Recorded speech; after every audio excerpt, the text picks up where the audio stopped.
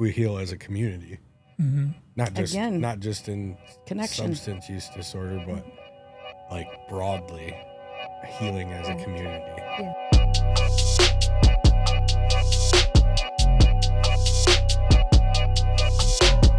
Welcome to the Level Up Life Muscle and Mindset Mastery, where we believe change is possible for anyone. Through conversations about fitness, mindset, recovery, resilience, and personal growth, we help people rebuild their bodies, their minds, and their lives. It's a big topic for today, too. A component to rebuilding. I have three special guests with me. Return guest, Ashley Endline. Very special person to me. It was important in my early recovery. Beth Ureche, and CEO of 1016, Sam Price. Welcome. Thanks for having us. We'll start with you, Ashley. Give a quick breakdown of who you are, what you do. Well, thank you for having me again. My name is Ashley Endline, and I am currently the Regional Outreach Coordinator for 1016. So, yes, I'm super excited. I ended up with 1016 June of this year. So getting to know the culture and adapting to a new environment has been an absolute wonderful pleasure. And so I kind of get to do two roles here, right? So I get to plan and execute all of these sober social events for 1016 Recovery Network, but I also get to kind of help bridge the gap between these wellness centers in Midland, Gladwin, Big Rapids, to where we can kind of help bring the community resources to our centers and bridge the gap for the consumer to have access to. So it's been wonderful. Super exciting. Yeah, I know. Perfect person for the job. Oh, thank you. Beth Ureche, person in long-term recovery. I've been with 1016 for 14 years now. I am recovery engagement manager and subject matter expert for outreach, and I am overseeing the RCC initiative, Recovery Community Center grant that we recently received, which brings Ashley in with our team. I also oversee a program with FQHC, Federally Qualified Health Centers, one in Bay, one in Saginaw. So anybody that comes in to their substance use disorder services sees one of our coaches. And we also have a perinatal peer navigator program that I oversee as well. So we have two gals, one in Saginaw, one in Bay County, that work with expectant families from the time that substance use is identified until up to 12 months postpartum. So phenomenal. Doing a few things. Little side note for our viewers and listeners out there, Beth, and I want to highlight the importance of how you treat people in general. It's something I talk about a lot. Beth, along with a few other people in my early recovery, were instrumental in just small interactions when I'd walk into a place and the way that they would greet me with energy, acceptance, and love can't be understated. So just want to thank you, Beth, because that was huge. And thank you for coming on. That means a lot. Thanks, Adam. Hi, Adam. Good to see you again. Full disclosure, Adam is the vice chair on our board of directors at 1016. So I appreciate you having us on here. I've been the CEO for the organization since 2003. Yeah. So seen some growth and changes. Oh, brother, now you just hurt my heart about how old I am. So yeah, we've seen a lot of changes and growth in the organization over the years that I've been here. When I first got here, we were just in Midland with a small little satellite office over in Mount Pleasant, working with the fairly new drug court over there, doing IOP, intensive outpatient services. Now we're in 10 different counties, have staff in 22 different locations, providing services across the board from prevention to kind of the highest interventions of residential and recovery housing. And our newest thing with our Recovery Community Center initiative is kind of the next part of our expansion in terms of how we can deepen and widen our opportunities in the community to walk alongside those that are on this recovery journey and be there to help them move forward. Yeah. I remember when 1016, it was very small, and it was started at 1016 Eastman Avenue, right? That's correct, yep. So I love the direction of the organization in general and what you all are doing. So Yeah, and it's truly like a full circle moment for me. I was telling Beth not long ago that I had one last shot, right? We spoke about this the last time I was on the podcast at getting my children back. I had no idea how to actually get recovery and maintain that said recovery. And it was 1016 that helped me get my start, right? I ended up living in 1016 sober living facility, which back then it was all the way out on M20 next to the residential. And I participated in the outpatient program over there, and Beth was there. And I just remember thinking, like, I belong somewhere, right? So to be partnered up with them now, 9 years later, is just a blessing. Yeah. Did So you feed that cat?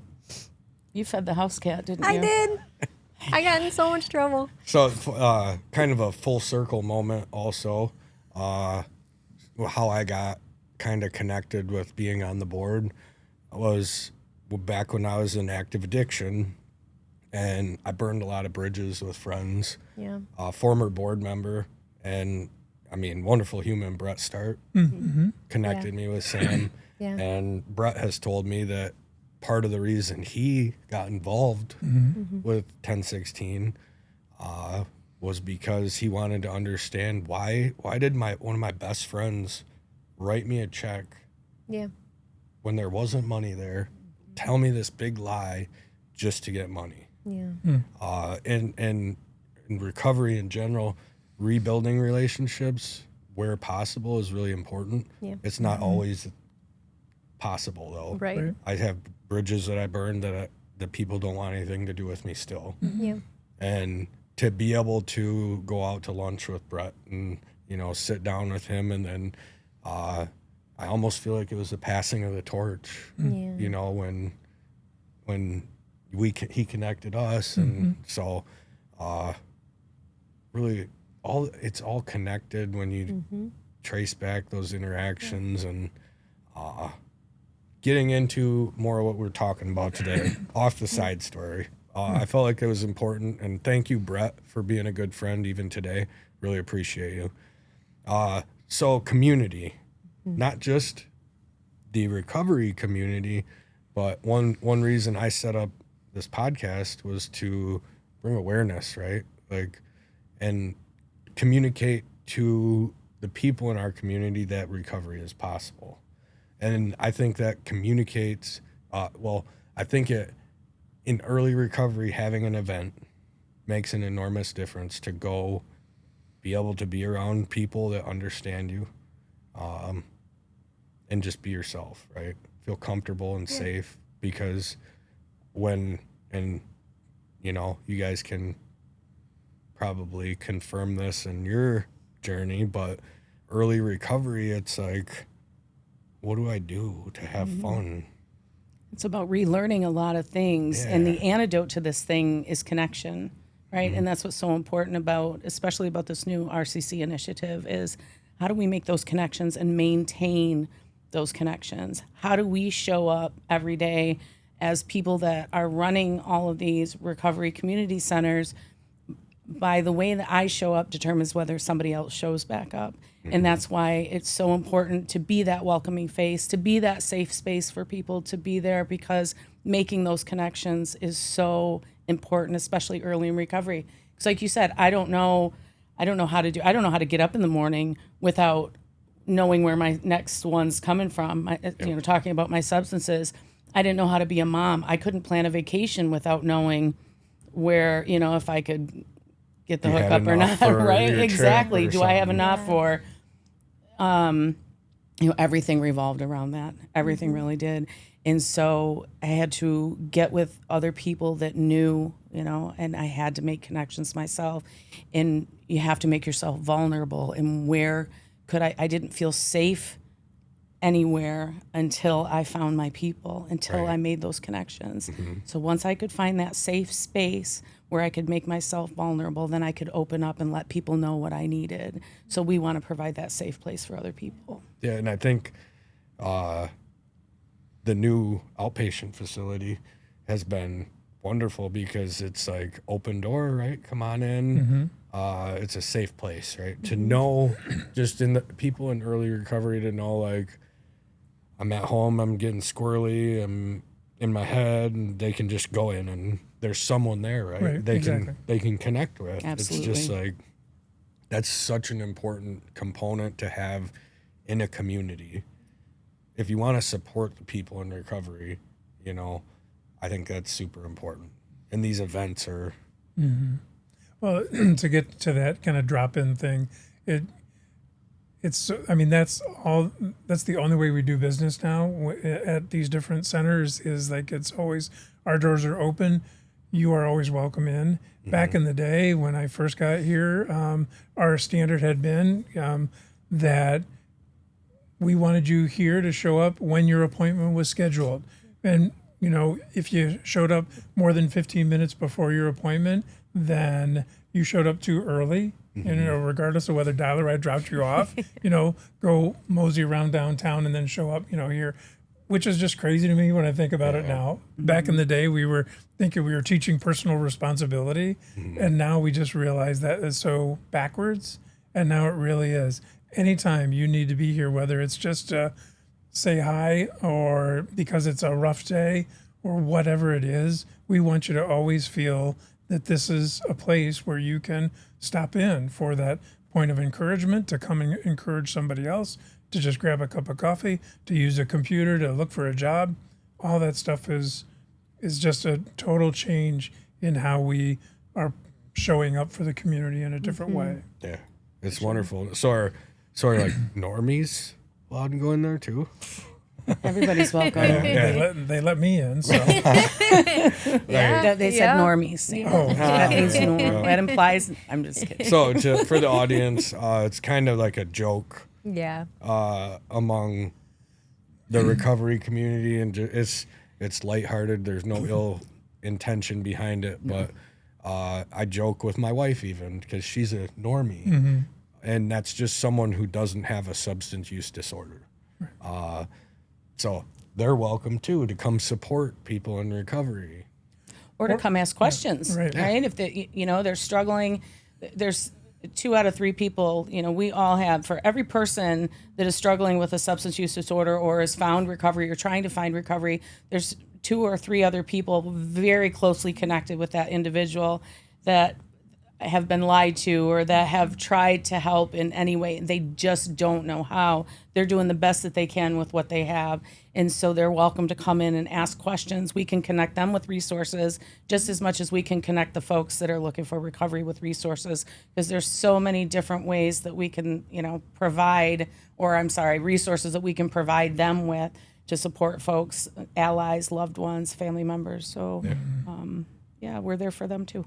Yeah, because for me, like I often am the one that is looking at the agency email, and 8 times out of 10, it is coming from a mother, an aunt, a sister, usually a female, who is inquiring for help, asking for help for a loved one in their life. And they don't know where to start or where to go. And so they are reaching out to us in that same way. So yeah, it's not just intended for the person that is trying to overcome the disease. It's also for those that are caught in the wake of it or wanting to help make that change available for somebody, because sometimes they don't know what to do either, or how to talk or how to change their own relationship with that individual to help foster continued recovery. Right. And just like we need peer support, you know, other people that have been there too, so do they. Yeah. You know, there's other family members, there's other allies out there that have been through, that have taken the journey, that can help them as well. Yeah, we heal as a community. Not just in connection. Substance use disorder, but like broadly healing as a community. Yes. I know my mom, I put her through so much. She just loves me so much still.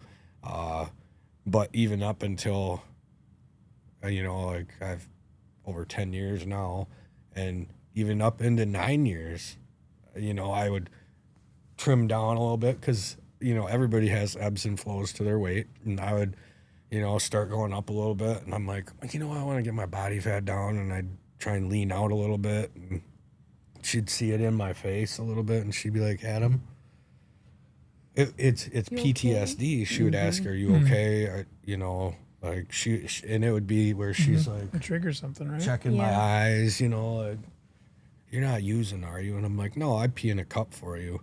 And as someone in recovery, I did that to her, and I'm always like, I will do whatever it takes to make you comfortable and know like I'm not using.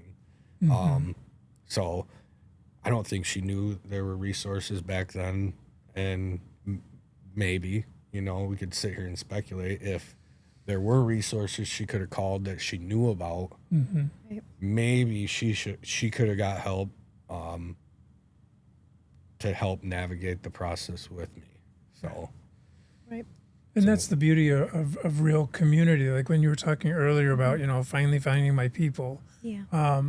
Real community is not just kind of hanging out together, but it is that honesty and safety of I have accountability as well as care at the same time, that I know that you care about my best interests, and I give you permission through this community, through this connection, to check on me out of concern and out of care, but also holding me accountable. I mean, in your work, there's got to be accountability to doing the things and doing the exercises and keeping the schedule, right? like, hey, Sam, you missed your Thursday workout. Right.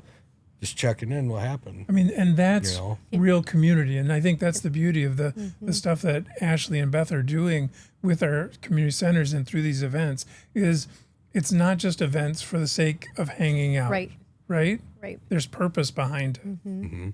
So tell us about that purpose. Yes. So first of all, I absolutely love the topic of community, right? I knew pretty early on in my recovery that is what saved my life. And so I knew I was going to dedicate my life to giving back to the same community that helped save it. And so really they gave me over at 1016 just so much freedom to be able to utilize the community that we are all living in to help build these events, right? So when you hear we just did a big 4th of July event through 1016. And how many did we have sign in? 150. I want to say there were 153. Yeah, and that's not even just everybody that signed in. But what was amazing about that was those are just the people that attended the event. If you ask about who was involved in the event, that goes so much further.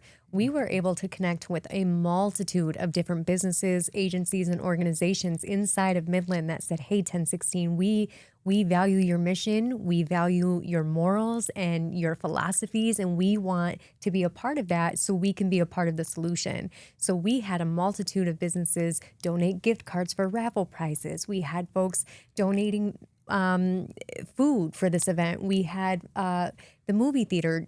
Let me give some of these families some movie passes so they can go experience what going to a movie theater in recovery is like, right? And that is the power of community, all believing in the same mission, all coming together and fostering those types of relationships. So now you come to this event and you think you're just hanging out with a bunch of folks like on the same mission as you. But now all of a sudden, just because you showed up, you won tickets to a Great Lakes Loons game. Right? How amazing. But Beth, I've never been to a baseball game sober. What am I supposed to, how do I do this, right? You've got a whole team that is helping you transition into society. You have all of these businesses and organizations that say, hey, we're a part of this too. So come on out. We're here to help you through this. And that is so amazing. Like Beth said, connection is the antidote to all of this. Yeah. And when you have a multitude of different agencies and organizations on the same mission, you then start to promote healing within that community. Because just like there's a stigma against the folks that have struggled with substance use disorder, there's also that same stigma against our police department, our EMTs, our firefighters, the justice system, judges, probation officers. How can we as a community end those stigmas, work together, and move forward? Which brings us to our next event in Midland, which is going to be the overdose awareness event over at 1016. But we partnered up with the Midland County Specialty Courts. Yes. So that way we can help foster those relationships. It's no longer having to be an us versus them kind of thing, right? We're all on the same mission, and that's community. Yeah. Absolutely. That us versus them, for me, that was a core belief that started. Correct. Harmful core belief, yes. It was a harmful core belief from a childhood game. It started that young. Right. And if you think about it, childhood game, cops versus robbers, harmless, right? Right. Which one did you identify with? Right. And this is Yeah. harmful core belief that, you start thinking, well, the robbers versus the cops, so they're different. Right. So it's even on that level where there's good people, there's bad people. The Right. cops are the good, the robbers are the bad, right? Well, yeah. So then you start, whatever your lifestyle takes you, it's all of a sudden like, well, I got a speeding ticket. I was going 4 over and they wrote me a stupid ticket. Nobody gets a ticket for, it can be as simple as that. And now they're the enemy. Yeah, and I think there tends to be like a level of shame in the folks that we serve, right? Like almost as if they feel, I know for myself that I didn't belong in the Midland community. I had done so much destruction and so much damage, and so are they really going to welcome me back with open arms? But 1016 is giving us that opportunity to be able to shut that shame down and allow those fostering relationships to prosper. And so that way we can feel included, we can feel welcome. And there is like, you don't have to hide with shame anymore. We're out there, right? And we're healing together. Bridging the gap. And when Ashley started talking about stigma, one of the most paralyzing stigmas, there's societal stigma, and then there's the way that I feel about myself, there's self-stigma. And I already have thought the worst of myself, and so I automatically think that everybody out there thinks those things of me. And so when we have these types of events and we get the community together and the judges show up and the POs show up and all the other first responders show up and law enforcement is there and they're seeing them treat us, those people, we folks that are seeking recovery, like the wonderful human beings that we are and the way that we deserve to be treated, that starts to break those walls down so that more and more people will come forward to ask for help. Yeah. Again, that feeling of safety, providing that atmosphere of safety where people are willing to be a little bit more vulnerable. Yeah. It's wild when you think about it, like from my perspective, and Sam, maybe you want to chime in because you said 03 you started. How the public view of like the stigma, how it's changed over the years and decreased, where people are so much more accepting now. There's still work that needs to be done, but in general, like just the relationship with the police versus people in recovery. Yeah. Like, you know how many officers have told me personally, I'm so happy, Adam, that I had interactions with when I was breaking the law. They're like, I'm so happy you're doing well, Adam. Yeah. Sheriff Holzinger and Chief Ford are both very supportive of me. Judge Beal, Judge Karras, same thing. And it's not just me. Yeah. It's not just me. They're in all of those leaders in those positions are very supportive of recovery. And that's for us who have a history of substance use, it's our choice we have to make to transition into recovery. And then that support is, by bridging the gap like 1016 is, making these events where all of a sudden these connections happen, right? And you break down those walls. It's like, I can't believe that, so-and-so is actually, and I feel like they're genuinely happy that I'm doing well. It's like, yeah. And I think that it really has been changing more dramatically in the last 10 to 12 years.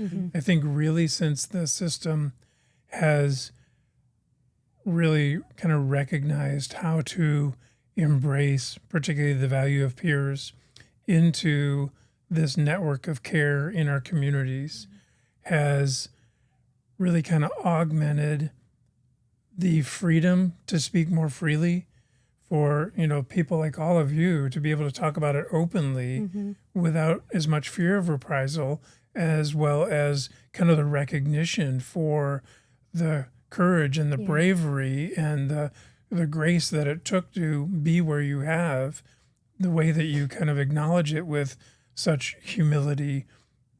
I think the platform has been added by the way that we've been able to add peers into it. Because if you think about at least how our organization has changed in the last 10 years, we have recovery coaches at every one of our outpatient clinics and have gone to this recovery center model.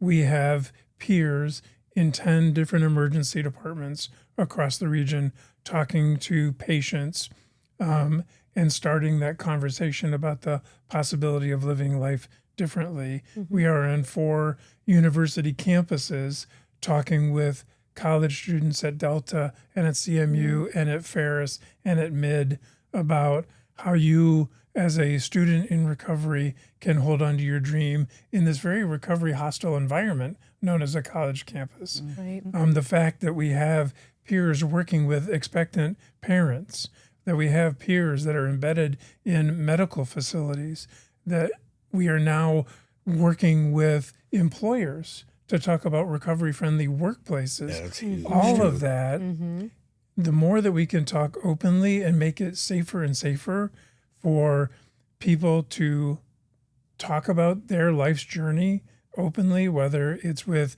a family member or their employer, gives more and more permission to understand what it takes to get to this point, to sustain this point, and to kind of keep moving it forward. Right. And it's with each connection, each little story, each interaction that kind of creates the bigger ripple effect to make it easier and safer for us to have these conversations and to be changing the story. Because by you all sharing your story gives permission for people to be vulnerable about other areas too. Man, if you guys can talk about that, then maybe I can talk about this shame or this hurt or my experience and struggle with something else. Right. It changes the game because it's giving other people permission and courage to look at themselves differently and maybe take that next step. Yeah, there's something truly freeing too, and maybe you guys can concur when you can live truly 100% authentically. Authentic.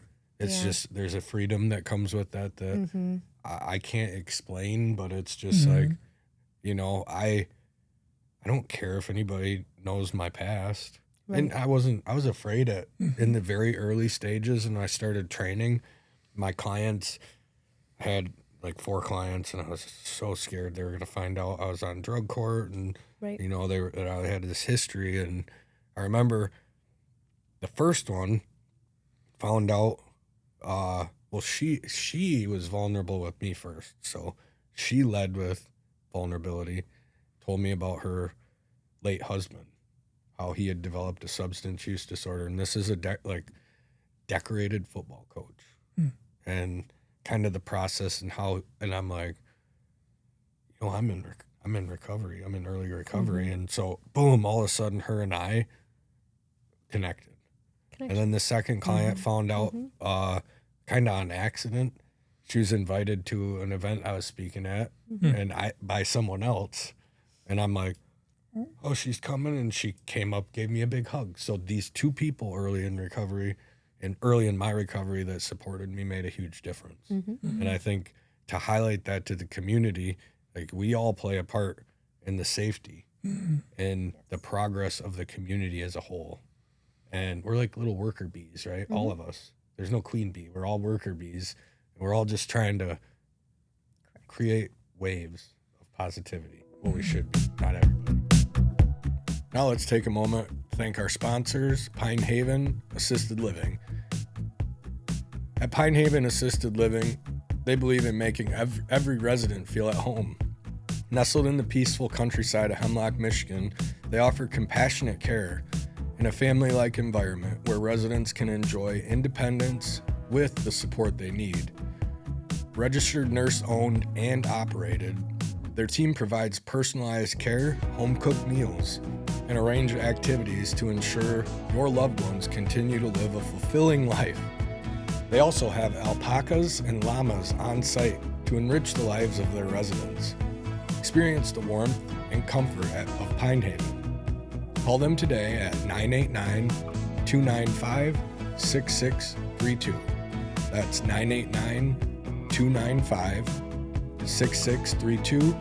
Or you can visit them on their website at pinehavenassistedliving.com. That's pinehavenassistedliving.com for more information. Now, back to the Level Up Life. Well, it's where our gratitude, speaks, right? Yeah. There's not a lot of us that get a second chance at life, and the gratitude that comes from that creates, those worker bees and the humility that comes with that. And that's why I really appreciate this opportunity to be here and be able to talk about it, because so few times do you hear in the media, hey, somebody put away the drugs and got their kids back, and they have 5 grandkids today that are in their life. That's not Snoop Dogg and Whitney enough, right? And so it just doesn't make the news, right? No. The absolute miracles that deserve the attention don't make the news, and so I appreciate this. It's not as click-worthy as it's not as drama. Yeah, absolutely. For instance, like there's certain you can, in terms of what this is being a platform, growth comes with views, comes with interactions, and there's ways to increase that, like rage baiting and stuff like that. And it's, Waz and I have talked about it, and it's like we never want to get into that because it waters down the message. Like, what are we trying to do in general? Right. And I think that's just another layer and level of why the recovery centers are so imperative in the community. Is I love walking through those doors in the morning and running into somebody that said, Ashley, guess what? I got a job. And we get to celebrate, because that is a huge win. That's not going to make Facebook viral. That's not, TikTok doesn't care if you got your kids back or but we care. That is a big deal. You've sold drugs your whole life. You have no idea what to do with your first legal paycheck. Hey, we have resources because of our partnerships in the community that can teach you how to budget your money that you're going to be making. Have you ever thought about that? Again, it's building those connections and celebrating the small wins, because you know what? Small wins build momentum.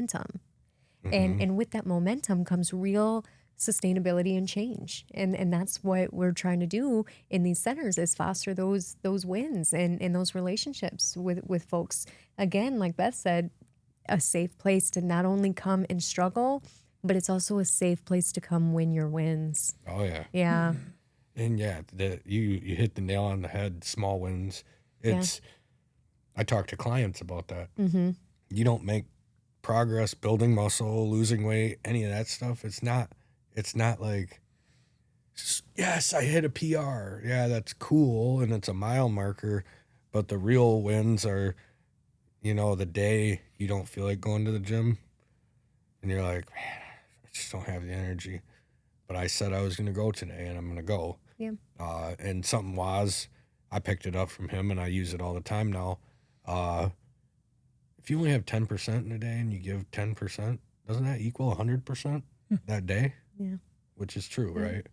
So. Yeah. Yep. And that's what Beth and I, we really try to focus when we are in these centers, is telling clients and folks that, like, the events are fantastic. If I do say so myself. But with that being said, unbiasedly, and humbly. But with that being said, there's a holistic approach to recovery, right? Like, the events are so much fun, and we love getting to help these folks connect into not only the community, but into their inner child, and just being able to let loose, because it's a lot of hard work saving your life. It is exhausting, and it is very demanding to save your life.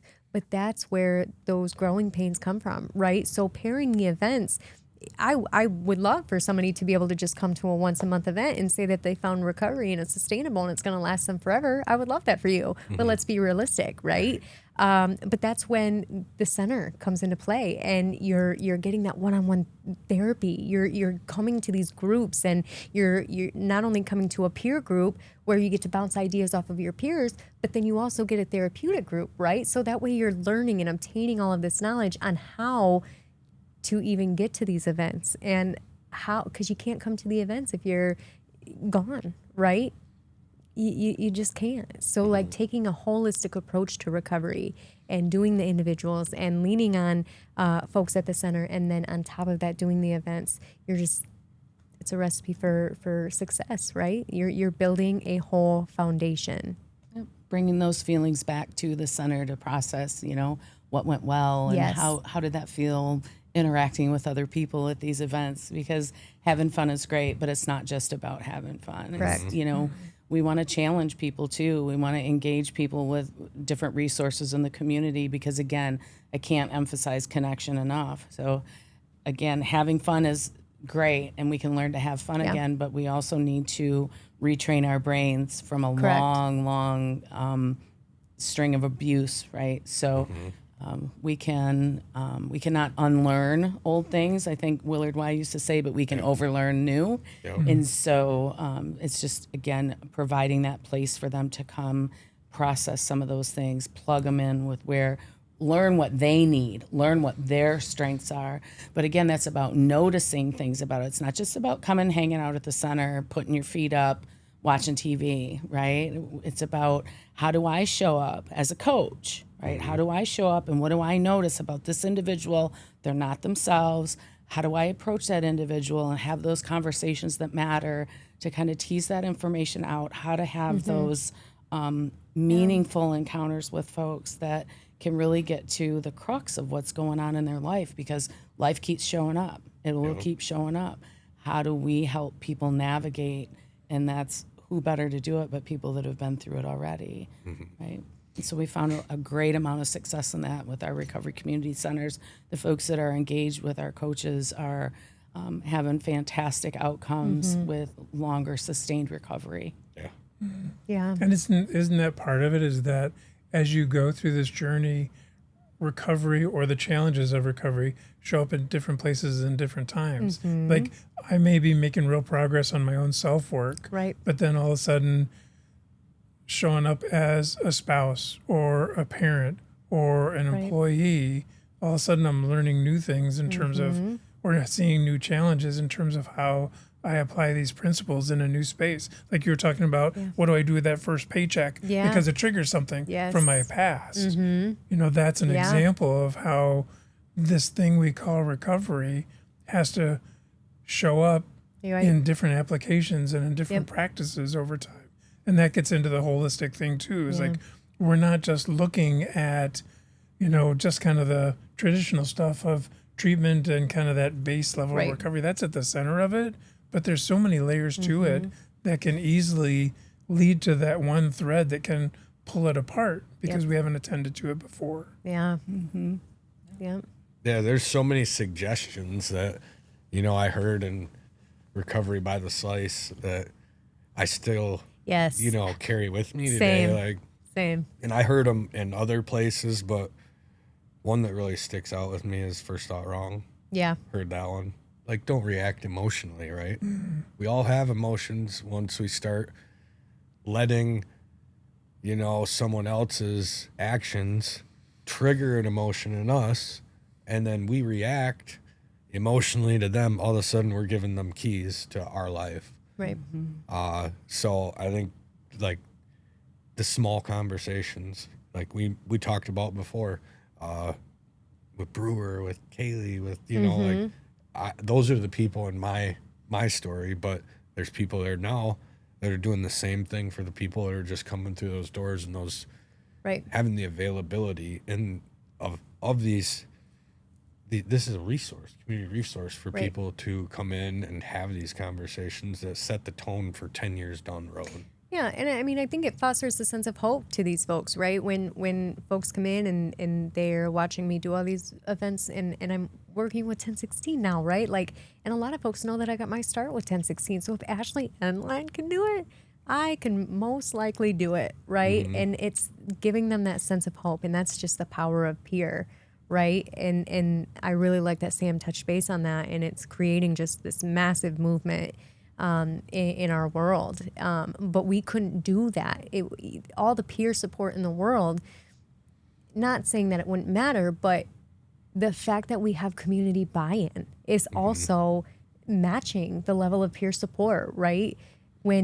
These folks trust us, right? On paper, Sam should not have ever hired me, you know? But I sat down in that office with these two and really they take a chance every time that they hire somebody in with such a significant, on paper, negative past. But that's, again, community buy-in. It takes a lot of work for not only the folks in recovery to save their lives, but we recognize that it's a lot of trust that you're having with us. But that's why, like, the work that Camille is doing is just so powerful right now. It's just, I love the inclusivity, and like, I'm so fascinated with it all. That recovery-friendly workplace is phenomenal. So important. It's such a game changer for our community. Because, circle back to my personal experience, this was before recovery-friendly workplace was a thing. I walked up to my future employer, and I was the squeaky wheel and got the grease eventually, but I bugged him because when you have 8 felonies, it's hard to fill out a job app. When you even just getting to that point on a job app, it's like they're not gonna hire me. It's easy to just, they're not gonna hire me. I'll go do a job I can work for cash, and then you just don't feel like you're integrated in society. So I continued to ask, and I got a job, and my employer, you guys probably know him, Brian Patrick. He's my first employer in recovery, and I would tell him, hey, I got to get a meeting in today, the one I really like, and the most for my schedule, the one that's going to work best for me is this meeting. And I'd tell him the time, and he's like, all right, I'll cover the desk. So I could leave and go take care of myself so I could continue to be a good employee. Right. And that's a lot of, like, when not just in the workplace, but we had a discussion about housing on here. So when the community can come together and support across all aspects of life, people that are trying, and it's not easy when there's temptations everywhere. So it's really important that these things are happening in our community. The stigma's changed, because on social media, there's a lot of people that like to chime in, especially on TikTok. And maybe you guys can throw your insight to this. Someone asks you if drug abuse is a choice, not a disease. That's what they say. So there's an argument behind that, right? I want to hear you. What do you got? I'm going to stand behind Beth and Sam real quick because I've got my own personal strong opinion. Okay. So maybe it was a choice for me to pick up the first time. But as a 8-year-old that was a latchkey kid that was afraid to be home alone, that just went snooping around the house, sure, I made a choice when I found those pretty little bottles hidden, down in the rec room at my folks' house. And, upstanding human beings that worked hard. And I took little sips and they made my belly warm. And all of a sudden I wasn't afraid to go in the basement and switch loads of laundry anymore. And I wasn't going up 5 steps at a time anymore. If people want to call it a choice, that's their choice. Yes. But I didn't wake up in the morning saying, I don't think anybody wakes up in the morning saying, I think I'm going to, crack into the kids' birthday money in their piggy bank and going to hawk my grandma's jewelry and pawn my laptop or whatever things that we do to go and get one more. I mean, my brain chemistry was altered by the frequent substance use. And when you add on, any genetic predisposition, when you add on any type of trauma that people can go through, they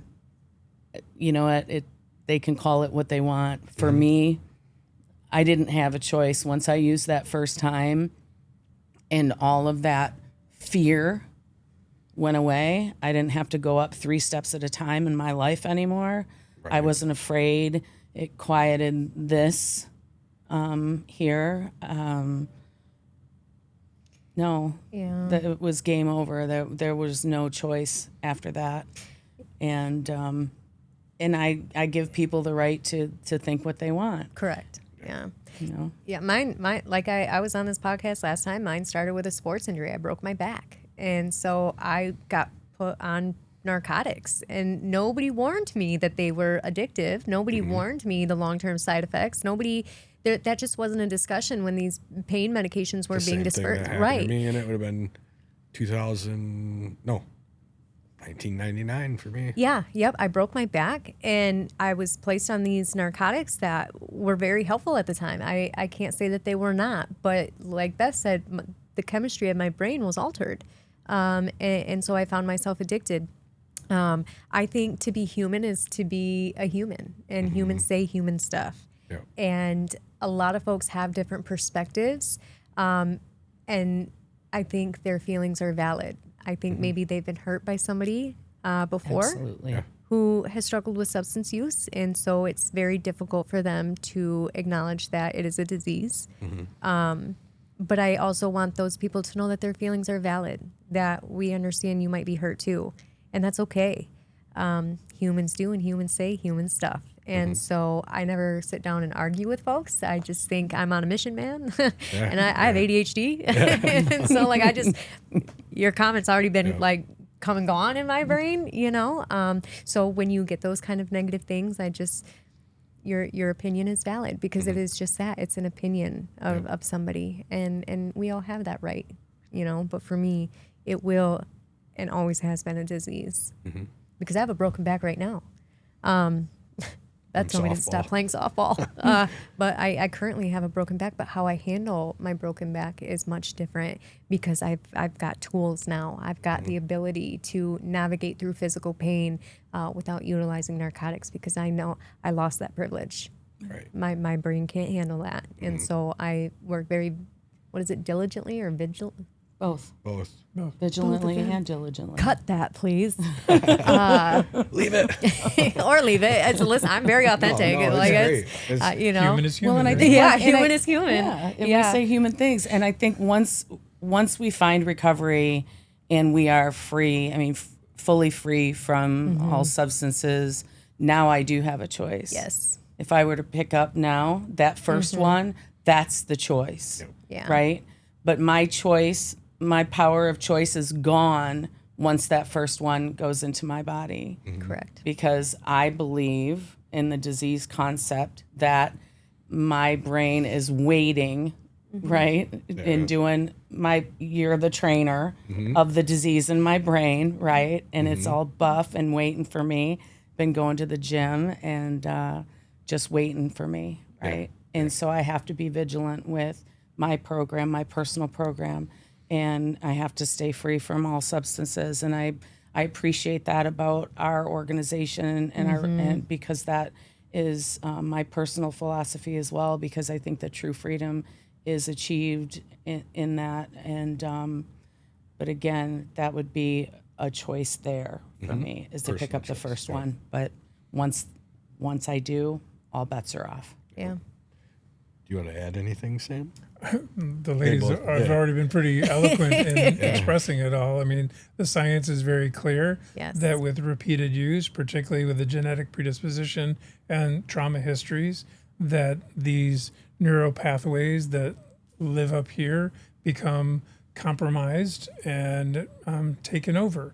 And it lives in what I would call kind of the Neanderthal part of our brain that I don't have conscious thought or control over. Right. So it's so much more complicated than to say, choice or not, because there's a part of that I can't control that part of my brain. It's the same, we often use a kind of a word scramble in part of our conversation. I always say, if you just try and tell yourself to not read anytime you see, words and letters in front of you, tell yourself not to read and see how that goes. Because even without conscious thought, you are still reading on your shirt about sober strong. Right. It just happens automatically. So for what I try and explain is for somebody who has this history, when they are in the presence of that pain, that guilt, that shame, that fear, whatever is triggering that response, I have this unconscious response to want to reach the thing that takes that pain away. For some people, what they reach for is alcohol or some other substance. Some people reach for food. Some people reach for toxic relationships. Gambling, some people sex. reach for gambling. Yeah. There are a lot of different ways that escape from that pain and that discomfort manifests itself. And they're just skewed on different scales of social impact on people's lives. Yeah. It may lead to you just making a tub of cookie dough and eating all the cookie dough while you're watching, you're binging your TikTok stuff and doom scrolling versus somebody else, picking up a 24 pack. What's the difference? Right. Well, and I kind of like to add a little context to that when I have responded to people, because would you say type 2 diabetes is a choice? Right. Heart Or is disease. that's a disease, right? If I go to the emergency department because my sugar's up, I don't get shamed because I might have eaten a cookie or drank too much orange juice, or or because they have to give me some orange juice or a cookie to get my sugar back up. Yeah. Or people are genetically predisposed to type 2 diabetes, and it's also eating habits influence that. But like when I look at, and it's genetic, right? So I look back at my own personal history. I had the injury, baseball injury. It wasn't my back, it was my neck. And I was prescribed a pain medication and a muscle relaxer. And I had no idea. Like, we didn't have the awareness that we have now. Correct. And I remember going to my mom, the bottle said, take 1 to 2 tablets every 4 to 6 hours. So this wide range, right? And I was going to my mom. She had the medicine, and 2 hours, 3 hours in, hey, Mom, can I have another one of those? Can I have another one? No, Adam, it's not time yet. And I didn't realize then that was the red flag, but there was no awareness around it. Right. And even beyond that, like, I was already genetically predisposed because my grandfather was an alcoholic. Correct, yeah. My dad was an alcoholic. Yeah. And growing up, I think the environmental factor, right? Because my dad was part of the equation when I was young, and that environment wasn't, like us eating family dinner, enjoying it, and spending time together all the time. Sometimes it was, my dad got out of work, and 5:30 he was drunk, and I'm like, 6 years old, and that's what I'm witnessing. And then when my dad left, my parents got divorced, I was like yearning for this relationship with my father.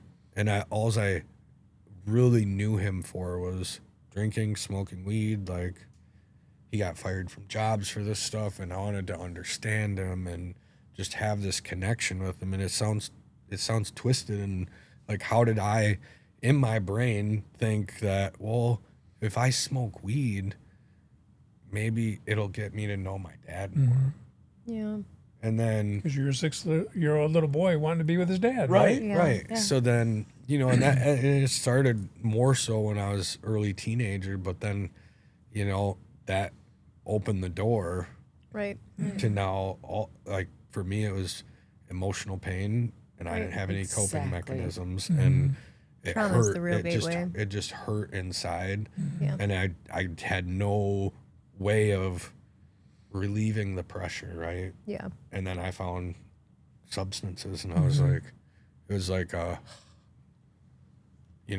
okay, I can relax for a minute. That's that. Yeah. The feeling is absence of gone. that pain, Yeah. right? Yeah. Well, and that's the compounding factors that you're describing is like if you have the genetic predisposition, the brain research has shown that if you have trauma in your childhood, like you're describing in terms of the intensity of that, the brain research has shown that can rewire your brain just as much as if you had a genetic predisposition in terms of vulnerability and susceptibility to substances and what it'll do that to you. So if you've already got it, and then you add trauma on top of it, you've just doubled up, that vulnerability to it.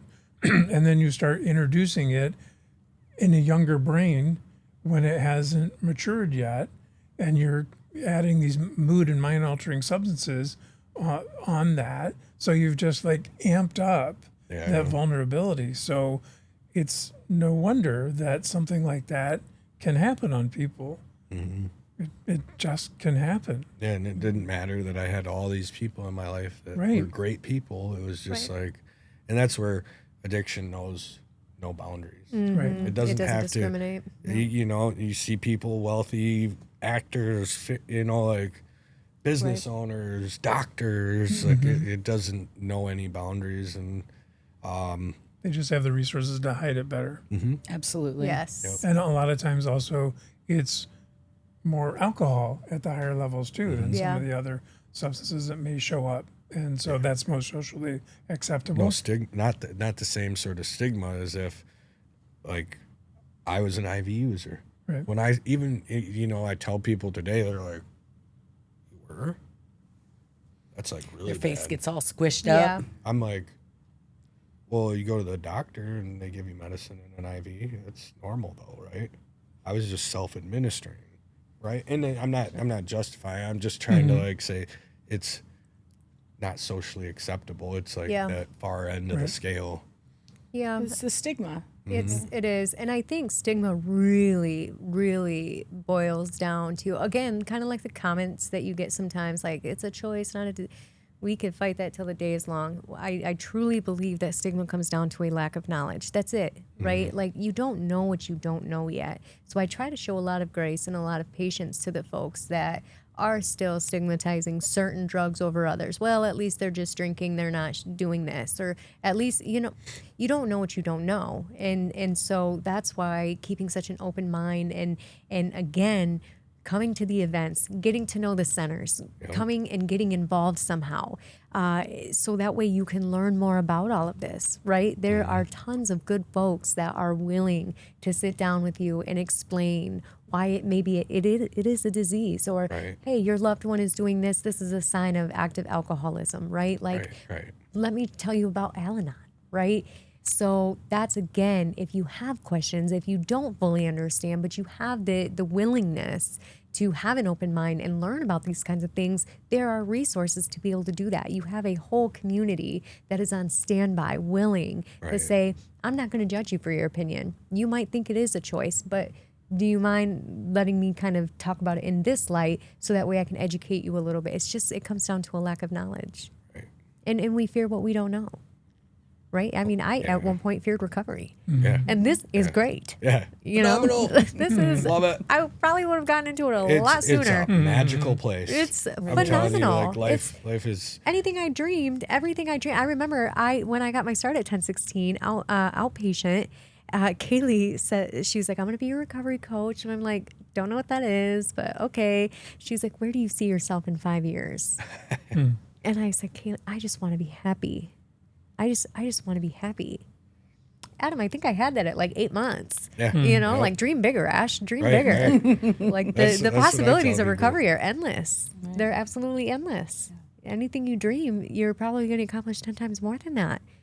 Because you get a sense of self-worth. You start to believe in yourself. And I have Beth and I have Sam and I have all these wonderful people that also believe in me. And you start stacking those small wins, and then all of a sudden you're like, it's the same thing.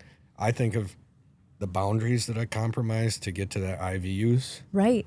It was small steps along the Yes, way. absolutely. And it's the same thing in recovery. Building Yes. a future for yourself is just small wins daily. Absolutely. Moment. It could be a minute.